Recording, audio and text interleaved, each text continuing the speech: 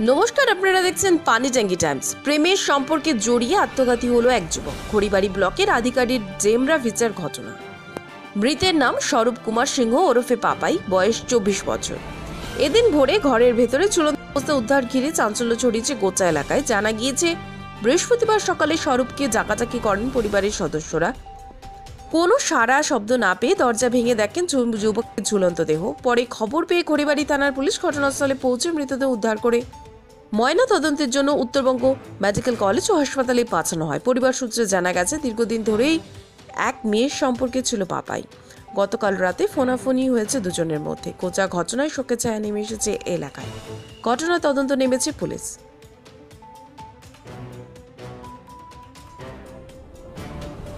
ছয়টার সময় জানতে পারলাম যে আমার নিজের দেওর মাসির শাশুড়ির ছেলে এরকম অবস্থা। খবরটা পেলাম আমরা তো দৌড়াদৌড়ি করে সবাই ছুটে আসলাম। তারপরে এসে দেখি এরকম করে ঝুলে আছে, ওদের ঘর কাঠের ইসে খুলে গেছে।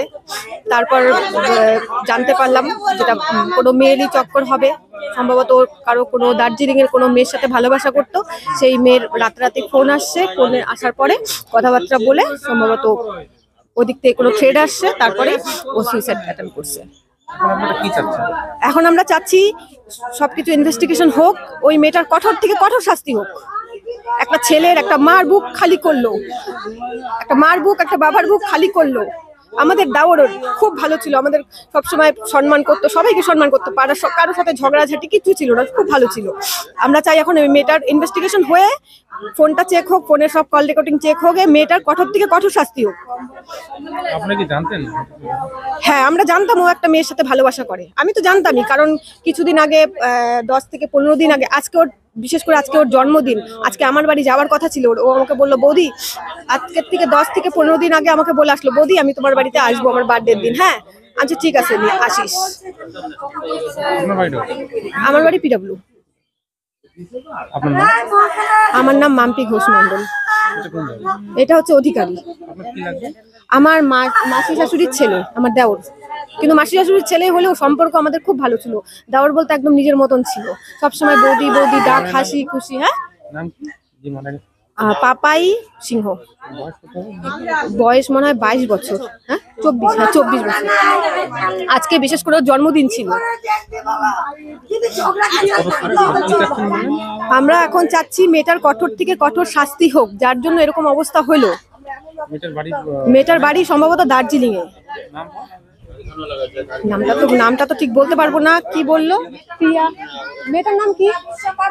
পূজা বিশ্বকর্মা। সকাল ভোর 5টার সময় জানতে পারলাম। আমার মাসি আমাকে ফোন করেছিল, আমার নিজের ভাই হয়। তো সকালবেলা ফোন করে বললো যে পাপাই আছে। আর ছেলেটা তো খুবই ভালো ছিল, কিন্তু যতটুকু জানি কোনো মেয়ের চক্করে ছিল, মেয়ের চক্করে এরকম হইলো।